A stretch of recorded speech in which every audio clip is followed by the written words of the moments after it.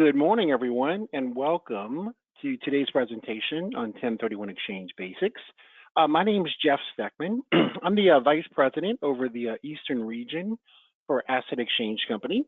Before we kind of dive in today, I just want to let everybody know how I'm going to handle today's presentation. Don't feel like you have to write every single thing down, all right? Because, excuse me, today's presentation is actually being recorded.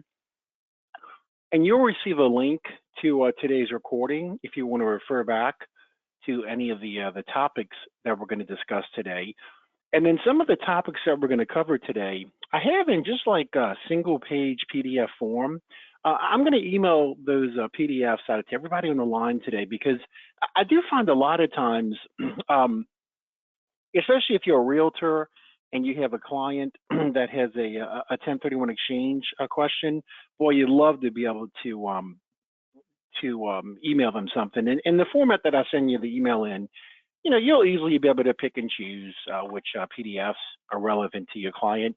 And hey, if you want to include me in the email that you forward to your client, that way I can follow up with them if they have any questions. If that works for you, it works for me. Okay, you don't have to be an expert, a 1031 exchange expert after today's class. I want to be a resource for everybody on the line today. I'd be glad to talk to your clients about 1031 exchange, or I'd be glad to talk to you individually if you have your own investments as well. All right, so just keep that in mind, okay? And then as far as questions go for today's presentation, I'm going to open the floor up to questions at the very end because I do find a lot of times if you have a question, it's most often going to be answered in an upcoming slide. But again, if for some reason it isn't, at the very end of the presentation is where I'll open the floor up to questions. All right, kind of give everybody a little bit of information about who I am. So I've actually been in the business for 30 years. I did a lot on the closing side of the business to get my start. Now, I'm originally from New Orleans, and hey, if you hear the accent come through, please forgive me. Every now and then it rears its ugly head. But I'm actually based out of the Tampa Bay area of Florida, and I've lived in Florida for 27 out of those 30 years. And, as long as I've been doing this, I've seen the really good times in the real estate industry. And boy, I've seen the really bad times as well. And, hopefully we never have to go through those hard times again. This year it's kind of been like a roller coaster. I mean, it'll pick up and then things will slow down. So, hey, we'll see what the rest of this year brings to all of us, right?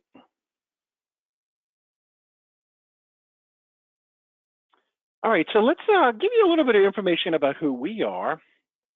So again, we're Asset Exchange Company. Now, we've actually been in business since 2006, and over the course of our existence, we've done about 40,000 1031 exchanges. All right, so it's all that we do.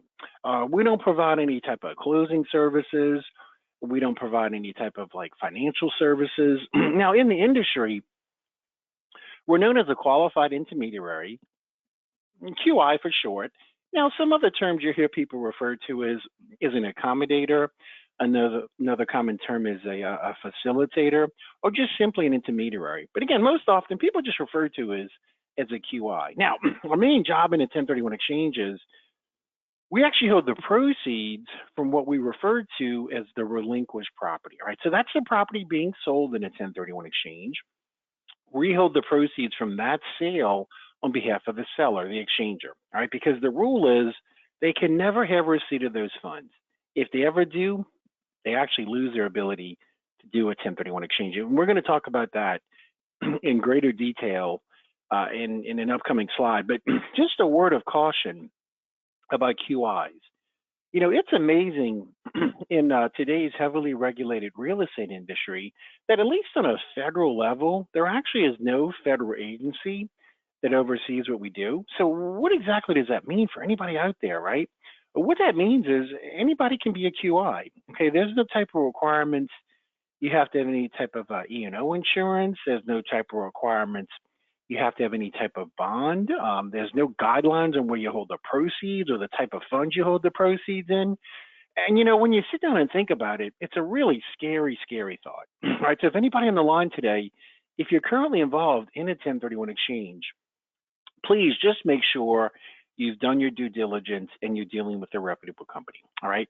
I'll just leave it at that. Right now, hey, great news when you deal with us, right? Well, we're actually based out of California. Now, our home office is in San Francisco, but because we're California based, the state of California actually has a state agency referred to as the California Franchise Tax Board. Now, that Franchise Tax Board actually oversees qualified intermediaries in the state of California. All right, they do require us to carry minimums for the E&O insurance. We have minimums for the bond that we carry. Now, we're subject to audit by that Franchise Tax Board. There's guidelines on the financial institutions where we hold the proceeds. There's guidelines on the type of funds we hold the proceeds in, which is great for anybody that deals with us in California, right? But any file that we work on, not just California property, because, we handle 1031 exchanges in multiple states, all throughout the United States. Well, that Franchise Tax Board has oversight in anything that we do. Because, as I mentioned, they could come into our office at a moment's notice and audit any file that we work on, not just California property, but any file that we work on in any part of the country. So you do have some assurances when you deal with us. Now, as far as our ownership goes, we're owned by two gentlemen, now one of which is actually a tax attorney. Now, his name is Adam Skarsgård, and Adam is considered like a 1031 exchange expert. He's been called upon to testify in tax court as an expert witness on 1031 exchange. Now, he even occasionally teaches at UC Berkeley on real estate and tax law, that type of thing. Now, the whole reason I like to bring his name up is because one of the things that we offer that, honestly, I don't know if any other QI in the business offers is any of the exchanges that we're involved with. If for some reason they were to get audited, we would actually provide free audit support. We'd work hand in hand with the client's CPA, helping to defend the audit, and it primarily would be done by our tax attorney owner. Again, Adam Skarsgård. All right, so again, another great reason to deal with us, right? Now, let's talk a little bit about the history of exchanging. So believe it or not, exchanging has been around for close to 100 years. And it really started back in the 20s with farmers. And back in those days, it was pretty simple the way exchanging worked. Maybe I had a farm that I grew corn, and I knew another farmer that he had a farm that he grew wheat. Well, I wanted his farm, he wanted my farm, so we just swapped farms. And it was really that simple back in those days. But our modern day exchanges, kind of like the format that we follow today, that was really started back in 1979. And there was a gentleman by the name of T.J. Starker. Now, Mr. Starker lived in California, and he owned all this land in California with timber on it. And what Mr. Starker did was he sold that land to a timber company called Crown Zellback. And what Crown Zellback did is, in exchange for the land, they gave him what was referred to as exchange credits. And over the course of the next few years, Mr. Starker took those exchange credits and he went out and bought various properties with those exchange credits. And that's really kind of how our modern day exchanges started, again, back in 1979 with T.J. Starker. So if anybody on the line today, if you've ever heard of the term a Starker exchange, that's where it comes from. It comes from T.J. Starker's last name. I talked to some CPAs that have been in the business for 30, 40, 50 years, whatever it may be. They still refer to a 1031 exchange as a Starker exchange. So again, if you ever hear that name pop up, that's where it comes from. It comes from T.J. Starker's last name. Now, when we talk about 1031 tax-deferred exchange, okay, that name is actually derived from Internal Revenue Code, Section 1031. All right, and the code states this: no gain or loss shall be recognized on the exchange of real property held for productive use in a trade or business or for investment, if such real property is exchanged solely for real property of like kind, which is to be held either for productive use in a trade or business or for investment. Now, I know, I get it. That's kind of a mouthful, right? Well, where the code states that property held for productive use in a trade or business. So you can do a 1031 exchange on any type of real property that you use in your trade or business, right? I'll give everybody an example of maybe the way that could work. So we did an exchange for a gentleman. He owned a daycare center, right? So he was using that real property for his business. Now, what he did was he sells the daycare center. Now, he does a 1031 exchange when he sells the daycare center. And in his case, the property that he purchased as his replacement property, well, he went out and purchased another daycare center. Because why? Because he was going to use that real property for his business. So again, any type of real property that you use in your trade or business, you can sell it in a 1031 exchange, and you can buy as a replacement any type of real property that you use in your trade or business. Now, the next part of the code where it says for investment. So for investment, that could be something as simple as let's say you own a single family residential home and you hold it for investment. Well, how do you hold it for investment, right? Let's just say it's a rental property, right? So you could take that rental property, you could sell that in a 1031 exchange, and then what could you buy as a replacement? Well, that's the next part of the code. Like-kind property. All right, so what exactly is like-kind property? Well, like-kind property is any type of real property that you use in your trade or business or that you hold for investment. You can sell that in a 1031 exchange, and you can buy as a replacement any type of like-kind property, which is any type of real property that you use in your trade or business or that you hold for investment. All right, so just because you're selling that single family residential home that you hold for investment, like that rental property, right? When you sell that in a 1031 exchange, you don't have to purchase as your replacement property another single family residential home if you don't want to. I mean, you can by all means if you do want to, but you could even go out and buy as a replacement, let's just say maybe like a condo, a townhome, a duplex, a fourplex, a vacant land. Hey, if you wanted to, you could even go out and purchase a commercial piece of property. It doesn't matter if it's residential property or commercial property. Everything is interchangeable with 1031 exchange. You could also sell property that you use in your trade or business, and you can buy as a replacement investment property. That's also interchangeable, right? And you're not even limited where you can sell and buy real property. Okay, you can sell and buy real property anywhere in the United States, including Guam, the U.S. Virgin Islands, or the Mariana Islands. Now, sometimes I get the question, people ask me, they say, well, what about property in Puerto Rico? Can I use that in a 1031 exchange? And unfortunately, the answer is no. Now, a reason being is Puerto Rico is under a different tax structure than we are here in the States. And that's why property in Puerto Rico is actually excluded from 1031 exchange.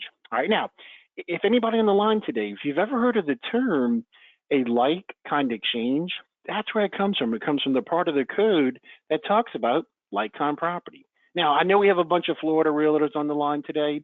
The standard real estate contract that realtors here in Florida use is referred to as the FAR contract. Now, in that FAR contract, they actually have standard 1031 exchange language already built into it. It's in section 18 and it's item N, right?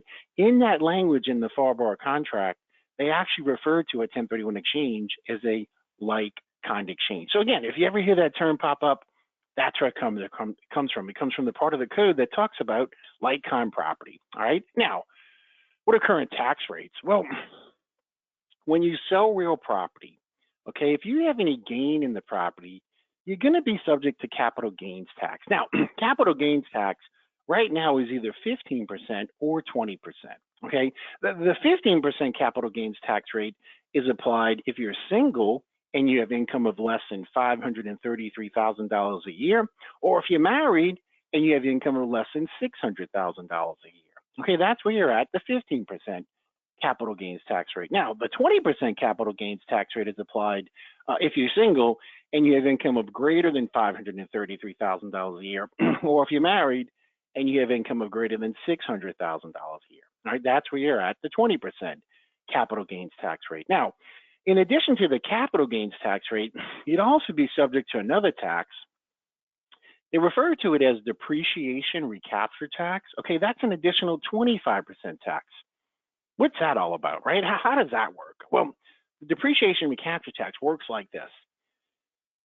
Any depreciation that you claimed for the lifetime that you've owned that property, okay, when you go to sell that property, they're going to hit you with a 25% depreciation recapture tax on the entire amount of depreciation that you claimed for the lifetime that you've owned that property. Now, in addition to the depreciation recapture tax, you may also be subject to another tax.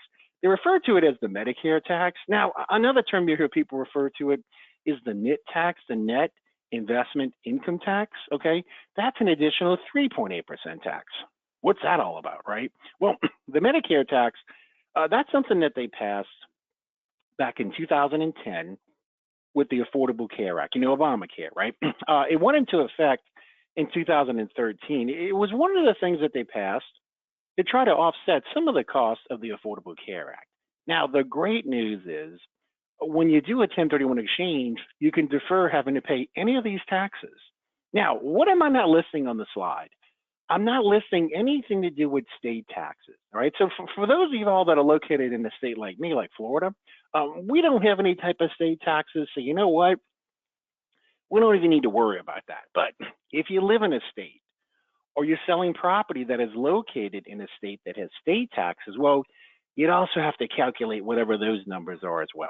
Now, great news again is when you do a 1031 exchange, you can also avoid having to pay whatever the state taxes are. Now, every state kind of has their own way of completing some type of form or going through some type of process in order to get out of having to pay those state taxes. All right. I'll give everybody a couple of examples, at least on the exchanges that I was personally involved with. All right. So we did an exchange for a gentleman. He was a Florida resident, right? But he was selling an investment property located in California. Well, guess what? California has state taxes. And I want to say their state taxes can be as high as like 11 or 12%. It's kind of like a tiered level. It's like the more you make, the more they tax you. Now, even though he was a Florida resident, but he was selling an investment property located in California, California was looking for their state taxes. Now, good news for him was he was doing a 1031 exchange with us. He was going to be able to get out of having to pay those state of California taxes. And basically the way he got out of them was he had to complete the state of California form, submitted it to the state, and that's how he got out of having to pay those state of California taxes. But it's my understanding that he's got to submit that form every year thereafter. The year he doesn't submit the form, they actually come after him for the taxes. Now, we did another exchange for a lady. She was a Florida resident as well. I believe she was selling property located in Maryland. Well, Maryland has state taxes. Again, good news for her was she was doing a 1031 exchange with us. She was going to be able to get out of having to pay those state of Maryland taxes. And what they made her do was she had to complete the state of Maryland form. I believe we even had to sign off on it. And I want to say she had to submit it to the state. I think it was like 21 days prior to closing. And that's how she got out of having to pay the state of Maryland taxes. So again, every state kind of has their own way of you completing some type of form or going through some type of process in order to get out of having to pay those state taxes. Now, I know we have a bunch of realtors on the line today. Think about this for a minute. If that's your client, right?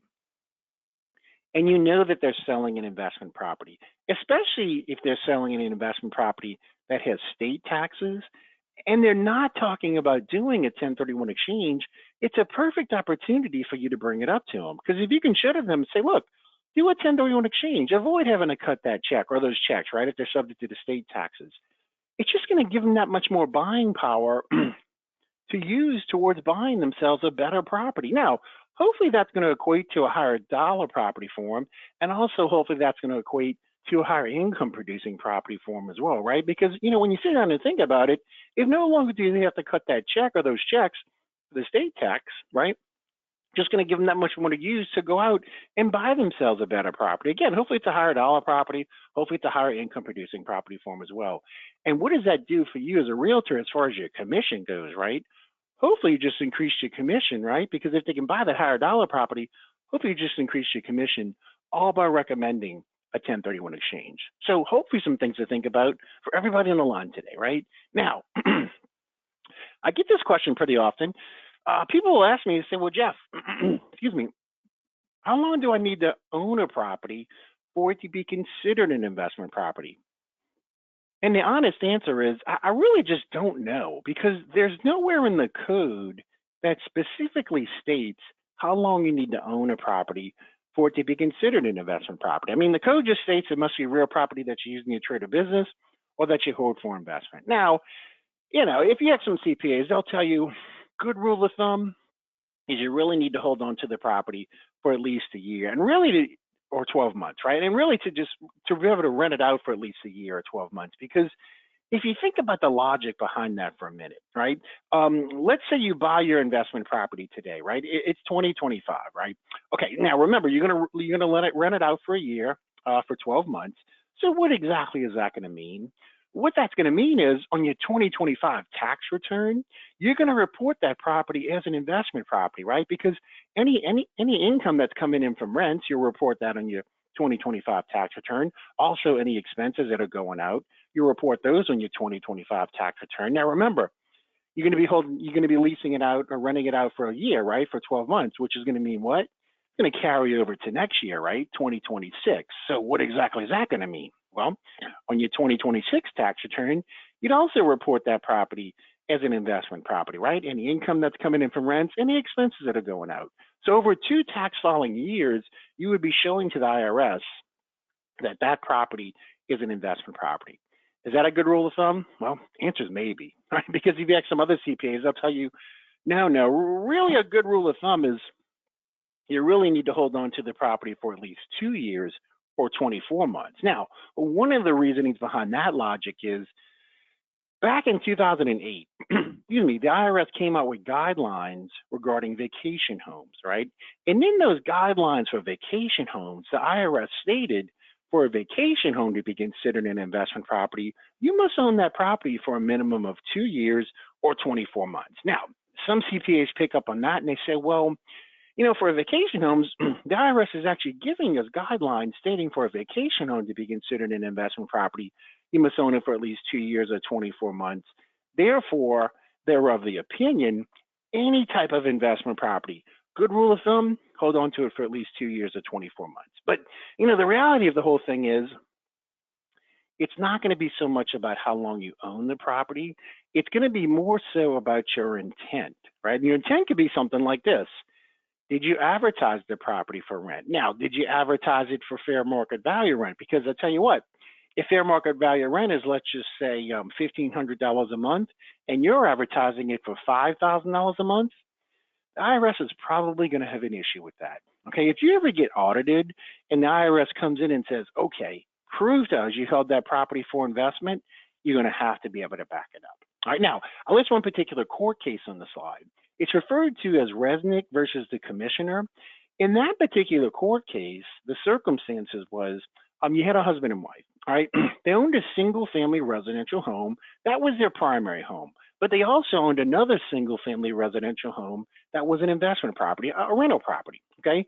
So what they did was they sell the investment property. They do a 1031 exchange when they sell the investment property. And in their case, the property that they purchased as their replacement property, well, they went out and purchased another single family residential home. Okay. Now, during the 6-month period after they did their 1031 exchange, they ran a classified ad in the town newspaper that they lived in, advertising the property for rent at fair market value. Now, they even showed it to 2 potential renters during that 6-month period, but for whatever reason, they could never get the property rented out. Now, what else happened during that 6-month period was one of them loses their job. All right, so they actually had a mortgage on their primary home, and they also had a mortgage on that investment property, but what? It wasn't rented out, right? So after 8 months of ownership, they wound up selling their primary home, and they moved into the investment property. In that particular court case, it was ruled that their intent for that investment property was to hold it as an investment. But what happened?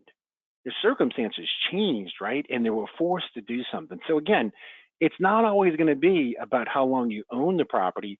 It's going to be more so about your intent. And as I mentioned, if you ever get audited, you're going to have to be able to back it up. All right, so everybody remember the point about investment intent from today's class, okay? Now, vacation homes. Boy, I always like to talk about vacation homes because why? Hey, I live in Florida, and here in Florida, it's like either everybody has a vacation home somehow or everybody just wants a vacation home, right? So, hey, how does that vacation home qualify as an investment property? Well, this is actually referred to as Revenue Procedure 2008-16.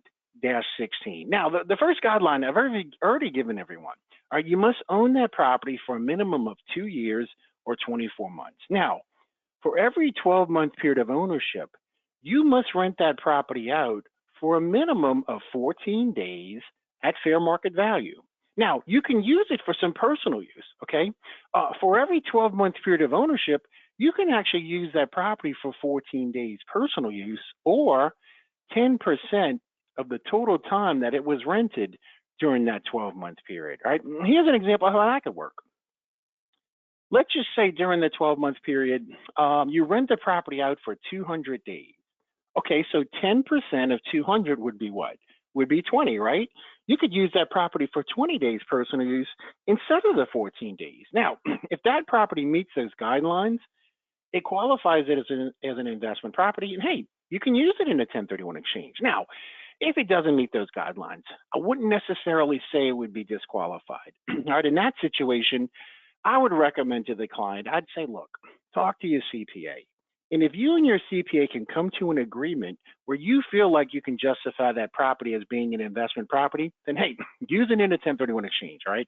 We're always going to recommend to people, talk to your CPA. Because why? Because your CPA is going to have way more information about your tax situation than I ever would. Hey, that I would even care to ever know, all right? If the CPA comes back and says, yeah, I feel like we can justify that property as being an investment property, then hey, use it in a 1031 exchange, okay? Now, remember everybody, you know, what I told y'all in the very beginning, you know, some of the topics that I was gonna cover today, I have in just single page PDF form. I have one that just talks about vacation homes, right? That's gonna be one of the PDFs that I'm gonna be emailing out to everybody. So again, be on the lookout for that email after we wrap up today's class, okay? Now, what type of property is excluded from 1031 exchange? Well, your primary residence, your primary home. You cannot use your primary home in a 1031 exchange. All right, primary homes are excluded from 1031 exchange. But the good news is, for your primary home, your primary residence, you may qualify for what they refer to as a Section 121. And the Section 121, it gets its name from Internal Revenue Code, Section 121. Now, to qualify for the 121, Section 121, you had to have lived in the property as your primary home any 2 out of the last 5 years. And if you do qualify, when you go to sell your primary home, if you have any gain and you're single, the first $250,000 of any gain is tax exempt. And if you're married, the first $500,000 of any gain is tax exempt. All right, and it's a true tax exemption. It's not like a 1031 exchange where it's some type of deferral. It's a true tax exemption. It's kind of like a one and done, all right? You don't need anybody like me to help you with that Section 121. That's just something that you claim on your tax return in the year that you sell your primary home, your primary residence. All right, but again, primary residences are excluded from 1031 exchange. Now, property held for sale is also excluded from 1031 exchange. What exactly does that mean, right? Property held for sale. Well, here's an example how that could work. You know, here in the state of Florida, we have a lot of these like national home builders. Like we have like Pulte Homes, Lennar Homes, KB Homes. Okay, let's just say I'm Pulte Homes. Now, Pulte Homes is one of the largest single-family residential home builders in the entire country. You know, they're a publicly traded company. They build newly constructed residential properties in multiple states, all throughout the United States, right? Now, the properties that they build, when those properties are completed, what do they do with them? They turn around and sell them, right? Because they're holding those properties for sale and not for investment, they can't do 1031 exchanges on those types of properties. So again, property held for sale is excluded from 1031 exchange. Now, dealer property is also excluded from 1031 exchange. What exactly is dealer property? Well, dealer property might be somebody that we most often refer to as a flipper. You know, they buy a property today, right? Okay, maybe 2 or 3 months goes by. During that 2 or 3 month period, they fix the property up. And when that property is completed, what do they do with it? They also turn around and sell it. You can't do 1031 exchanges on those types of properties either, all right? Because that's like their inventory. You know, that's the business that they're in. They're in the business of buying properties, fixing them up. When those properties are completed, they turn around and sell them. You can't do 1031 exchanges on those types of properties. Now, you know, here's a possible solution that a flipper may be able to do. Again, let's say they buy the property today, right? Okay, 2 or 3 months goes by, right? They fix the property up during that 2 or 3 month period. But when the property is completed, they go to their realtor and they say, look, Can you put this in the MLS system showing it for rent? Now let's make sure we put it in there for fair market value rent as well. That's a little bit different, right? Because now all of a sudden, what are they doing? They're showing that their intent is to hold the property for investment and not for sale, right? Now, who knows? Maybe they even show it to a potential renter. Now, they run some type of credit check on that potential renter. They don't have such great credit. They decide not even to rent it to that potential renter, okay?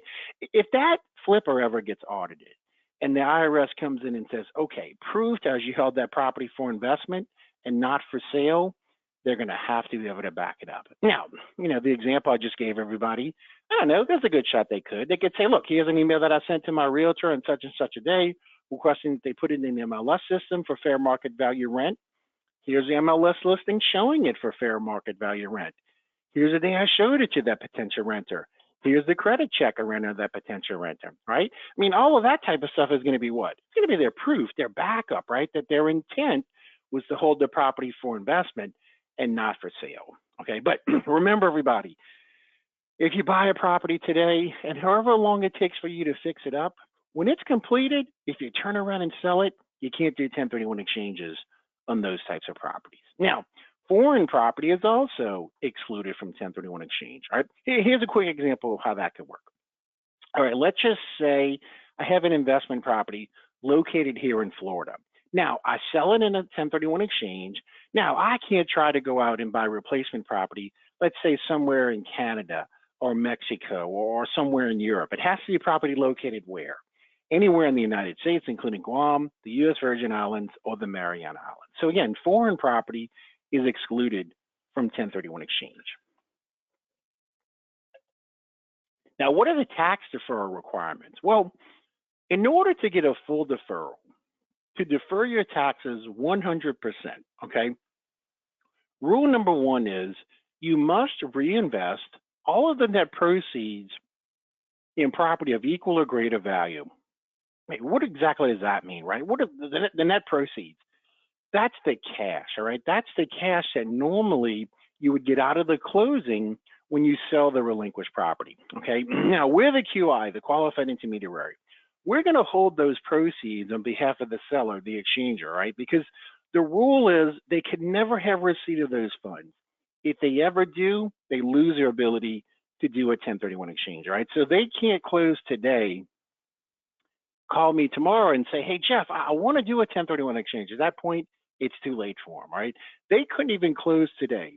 Walk out of the office of the title company, escrow company, attorney's office, where they did the closing, okay? Get in their car and call me from the car and say, hey, Jeff, I want to do a 1031 exchange, because their funds might be sitting in the escrow account of the company that just did their closing. They might be waiting to wire their funds out to them. At that point, the client has what's referred to as constructive receipt. They have a legal right to the funds. They've lost their ability to do a 1031 exchange, all right? So we have to get involved prior to the closing, basically prior to them walking out the door, all right? Now, back to the rule. What do they need to do with those net proceeds that we hold on their behalf from their closing? Well, they have to take that entire amount and use it towards purchasing a replacement property, or if they want to, they can purchase multiple properties, right, where the purchase price or the combined purchase prices, if they do elect to buy multiple properties, must be at least equal to, or it can even be greater than, whatever the sales price was on the property that they sold, the relinquished property, okay? That's rule number one. Now, rule number two is, if they have debt that they're paying off, a mortgage that they're paying off, whatever the mortgage payoff amount is, you actually are required to obtain an equal amount or greater debt in the purchase of any replacement property or properties. Now, that rule can actually have an exception. If you have cash that you're willing to use towards buying your replacement property, you can offset that rule of having to acquire an equal amount or greater debt in the purchase of any replacement property or property. Now, obviously, if you have no debt, if you don't have a loan that you're paying off, you have no mortgage that you're paying off, you're not required to obtain a loan to purchase your replacement property or properties, but you do have the option. If you need to, or if you want to, you can always get a loan or mortgage to help you purchase your replacement property or properties, okay? Now, there's actually some timelines everyone needs to be aware of when it comes to 1031 exchange, okay? So from the closing date of the relinquished property. All right. So from the date that you close on your relinquished property, from that day forward, you're going to have 180 calendar days to purchase any replacement property or properties. And it's calendar days, it's holidays, it's weekends. Hey, I live in Florida. Okay. Now, from June 1st to November 30th is what? It's hurricane season. Okay. Now, if there's some type of hurricane that's hitting, and everything is getting shut down for a day or two or a week, whatever it may be, none of that matters with 1031 exchange, all right? So just realize that clock is always going to be ticking. Now, the first 45 days of the 180 days is what's referred to is the identification ID period. What exactly does that mean, identification ID period? What that means is you must identify any potential property or properties you want to buy. Now, none of those properties that you identify even need to be under contract, right? You just have to identify any potential properties you want to buy. That's something else that we're going to assist with, all right?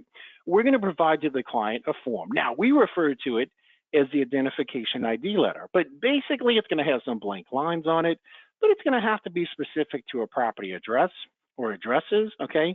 The client's going to have to fill that out, sign it, get it back to us by midnight of the 45th day. That's how they will formally identify the replacement property. They're going to do it directly to us, the QI, qualified intermediary. All right, now keep this in mind about the 45 days. Let's just say they happen to find that perfect property, but excuse me, it's day 46, okay? At that point, it's too late. All right, so whatever they put on that form by midnight of the 45th day, they're going to have to make sure they're going to be able to purchase at least one of those properties. And when do you have to purchase it by? You have to purchase it by day 180. All right, there is no extensions to either one of the timelines, and there is no exceptions to what you identify after midnight of the 45th day. All right, let's just say you identify 3 properties. All right, you fill out the form, you list those 3 properties, you sign it, you get it back to us by midnight of the 45th day. Now, let's just say after midnight of the 45th day, one of those properties that you identified happens to sell. Okay, there is no going back and saying, hey, wait a minute. One of those properties identified, that property just sold. There's no way in the world I could ever buy it now. It doesn't matter. You only have the opportunity to purchase those 2 other properties that you would have identified. All right, so again, no extensions to either one of the timelines, no exceptions to what you identify after midnight of the 45th day. Now, there's actually some rules to identifying that I want everybody to be aware of. All right, there's 3 different rules. Now, I'm going to read each one of the rules to you.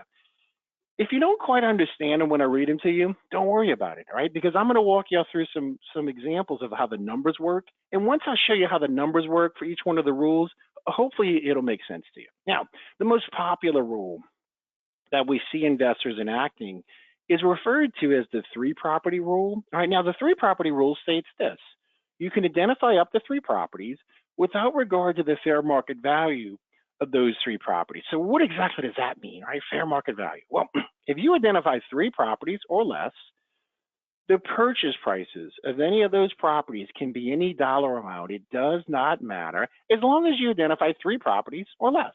Now, if you want to identify more than 3 properties, you can do that as well with 1031 exchange, but it's going to put you into this next rule. Now, it's referred to as the 200% rule. Okay, and the 200% rule states this: you can identify over 3 properties, but you cannot exceed 200% or 2 times the combined fair market value of the property being sold. So what exactly does that mean, right?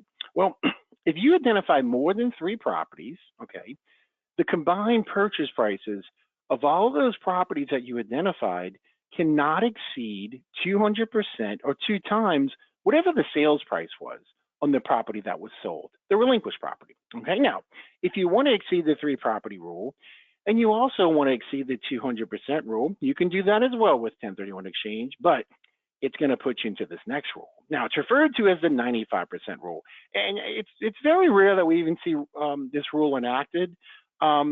Honestly, it doesn't really make a lot of sense in the way that it's written, but remember, everybody, it's the IRS, and sometimes this stuff just doesn't make sense, all right? Because it reads like this, okay?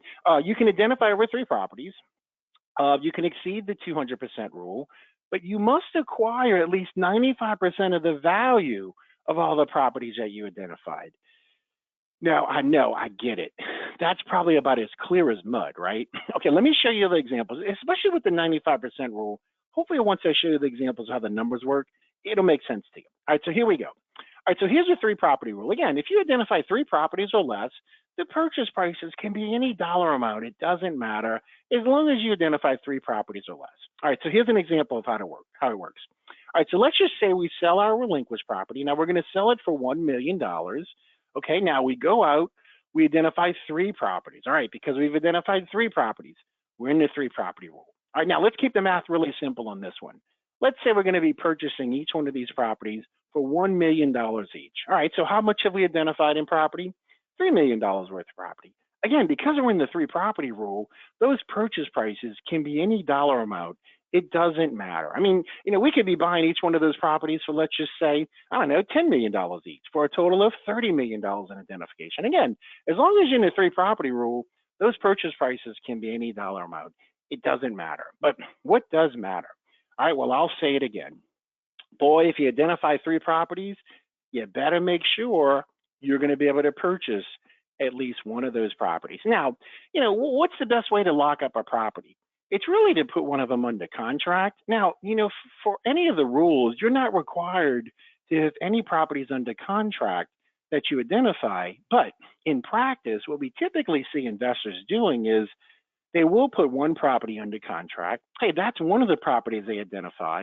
And then, I don't know, maybe they'll identify two other properties just as backup, because what could potentially happen at that point is if after midnight of the 45th day, if the property that they do have under contract, if that whole deal falls apart, well, at least they'd have the opportunity to purchase those two other properties that they would have identified. All right. So again, hopefully everybody gets this. It's pretty straightforward, but hopefully everybody gets it. Now, here's the 200% rule. Okay, again, this is where you exceed the three property rule, but you cannot exceed 200% at 2 times the combined fair market value of the property being sold. All right, so here's how it works. Again, we sell for $1 million. Now, in this particular example, we go out and we identify 5 properties. Okay, because we've identified 5 properties, what just happened? We exceeded our 3 property rule, right? So that's going to put us into the 200% rule. Okay, so what exactly is that going to mean? What that's going to mean is the combined purchase prices of all 5 of those properties cannot exceed $2 million. Now, you might be sitting there asking yourself, where is he getting the $2 million from? All right, here's how I got it. All right, so we sold for $1 million, right? So 200% of that $1 million sales price, or 2 times that $1 million sales price, is how much? $2 million. All right, so I think this one is pretty straightforward. Hopefully everybody gets it. Now, here's the 95% rule. Okay, again, this is where you exceed the 3 property rule, you exceed the 200% rule, but you must acquire at least 95% of the value of all the properties that you identified. All right, here's how it works. So again, we sell for $1 million.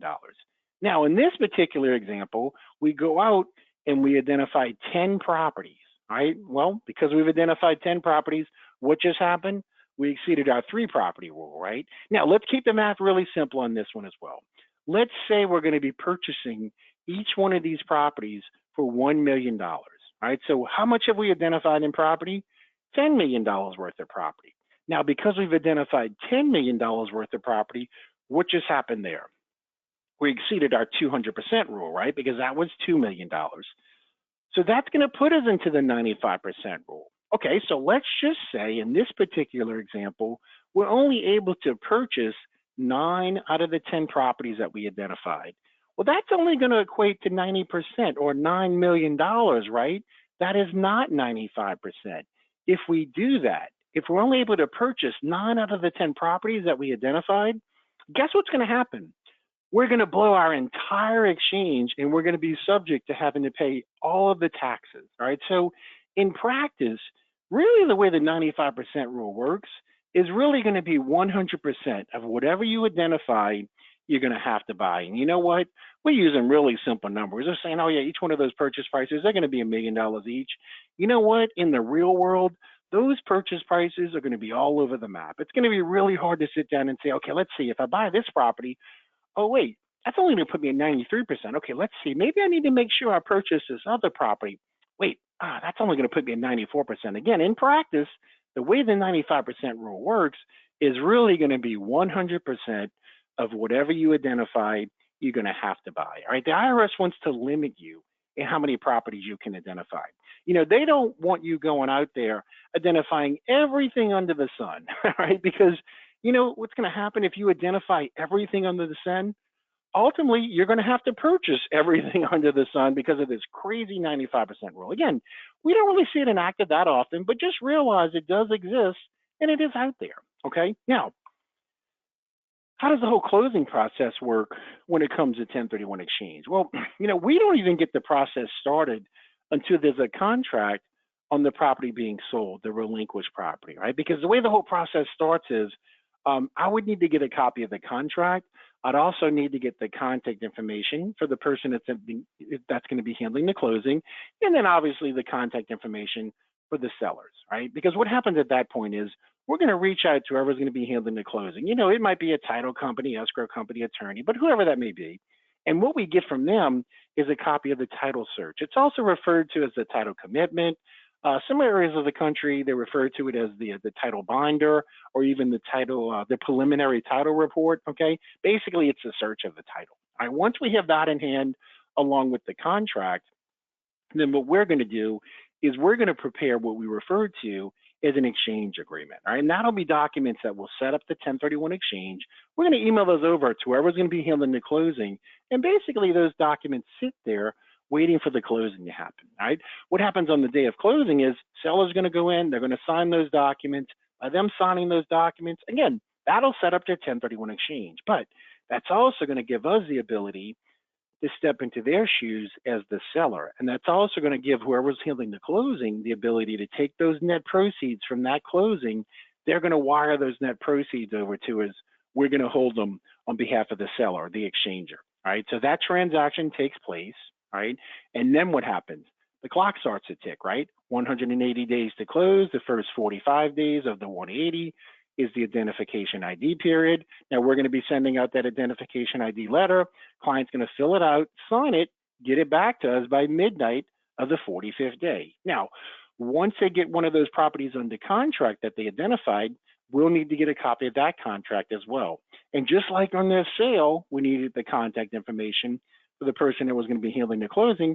It's going to be the same thing for their purchase, right? Because, when you think about it, we're going to be holding all their funds, right? We'll need to have a contact person. We'll need to get from that company their wiring instructions. Okay, we're going to prepare some other documents. We'll send over to that company. Those documents will sit there waiting for that closing to take place. What happens on that day of closing is buyer's going to go in, they're going to sign those documents. Now, by them signing those documents, that's going to give us the ability to step into their shoes as the buyer. That's also going to give us the ability to take the proceeds, those net proceeds that we would have been holding from their sale. We're going to wire those proceeds over to whoever's going to be handling the closing to help them purchase their replacement property. That's it. That's the entire closing process. It's not really that complicated of a process when it comes to the actual closings. The complicated stuff is what you see day in and day out in the real estate world. Negotiating contracts, getting pre-approved for a loan. Yeah, the 45 days, that can be a little tricky sometimes, right? But when it comes to the actual closings, that's probably the easier part of 1031 exchange. All right, now, what do we actually charge for our services? What's our fee? Well, for a delayed exchange, and then the delayed exchange, that's the most common type of exchange that we do. It's everything that we talked about today, right? They also refer to the delayed exchange as a forward exchange, all right? It's everything we've talked about. It gives you the ability to sell first. You sell your relinquished property first, and you buy last. You're buying your replacement property last. Well, when are you purchasing that replacement property by? By day 180, right? Again, most common type of exchange that we do day in and day out. Now, we charge a flat $1,250, $1,250. But we don't charge any type of setup fees. We don't charge any type of wiring fees. I just walked everybody through the entire closing process. As I mentioned, we like to get the process started once the contract gets signed and the property being sold, the relinquished property, right? We prepare that exchange agreement. We send that over to whoever's handling the closing, and those documents basically sit there waiting for the closing to happen. Now, if the closing never happens, if the contract falls apart, the buyer walks, or the client, the seller, decides at the very last minute, right before closing, they've had second thoughts, they're not going to move forward with any type of 1031 exchange, we don't even charge any type of cancellation fees. All right, our fee, that $12.50, is not incurred until the actual day of closing. And the good news, it covers the sale of one relinquished property and the purchase of up to 3 replacement properties. That's it. There's no other hidden costs, hidden fees, anything like that. Now, there's a few other type of exchanges. We don't have time to talk about them today. I am going to cover these other types of exchanges in my advanced class later this month, and also my Discovering 1031 Exchange class later this month. That class is actually it's a 2-hour class. It's worth 2 continuing education hours for any Florida realtors that attend for their real estate license. But I'll cover these other exchanges. But just briefly, there's another type of exchange. It's referred to as a reverse exchange, right? It works just the opposite of a delayed exchange. It actually gives you the ability to buy first, to buy your replacement property first, and then sell your relinquished property. Now, those types of exchanges are significantly more complicated than a delayed exchange. We have to come in, we form a separate company, we actually buy the replacement property before you sell your relinquished property. Significantly more complicated, okay? Those type of exchanges start at $8,500. Again, we don't have time to go into them today, but if you want to learn about them, sign up or register for my other class or classes that we have later this month. There's another type of exchange. It's referred to as a construction exchange. The other term you hear people refer to it is an improvement exchange or even a built-to-suit exchange, okay? Basically, the way those work is, let's say you sell your relinquished property, you sell it into 1031 exchange, you find a replacement property, but you want to do some improvements to it before you actually acquire it. All right, you can do this thing that's referred to as a construction improvement or built-to-suit exchange. Again, we don't have a lot of time to talk about it today, but those can be significantly more complicated as well as compared to a delayed exchange. We have to form a separate company. We use the proceeds from their sale. We buy the replacement property. We oversee the improvements or working with contractors, disbursements, paying the contractors, subcontractors. Again, significantly more complicated. Those also start off at $8,500. All right. But again, if you want to learn about these other exchanges, please join in register for my advanced class later this month, and also have that Discovering 1031 Exchange class. All right, we're doing great on time. I'll go ahead and open the floor up to questions. If anybody has any questions, there's a box. It's labeled questions. Feel free, type your questions in. While we're waiting for questions to come in, I'll remind everybody, today's class was recorded, okay? You're gonna receive a link to today's recording if you wanna refer back to any of the topics that we're gonna discuss today.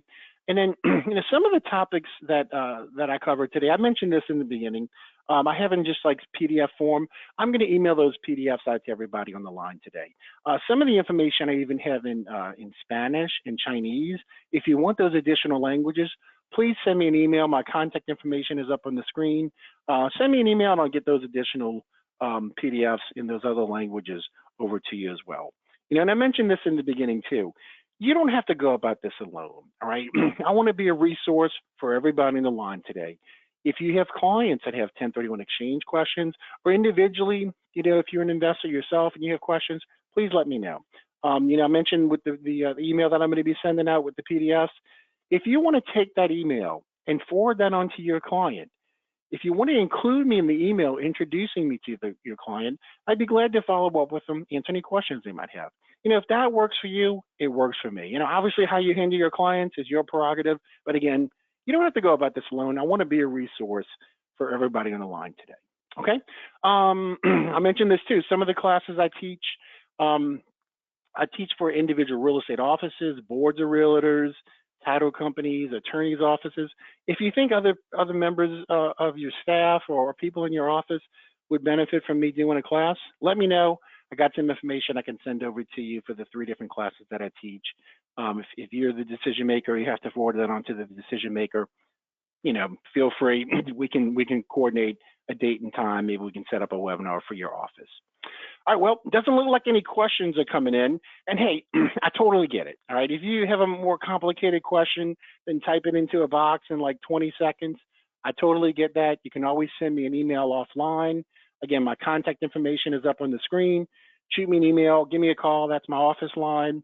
And I'd be glad to talk to you or talk to your clients individually offline. All right.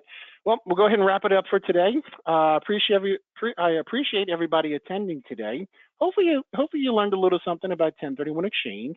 And again, if I can be in the future assistance to you in the future, please let me know. But thanks for joining today. Please, everybody, stay safe, stay healthy, enjoy the rest of your week, and hopefully we'll talk soon. Thanks again. Have a great day. Bye-bye.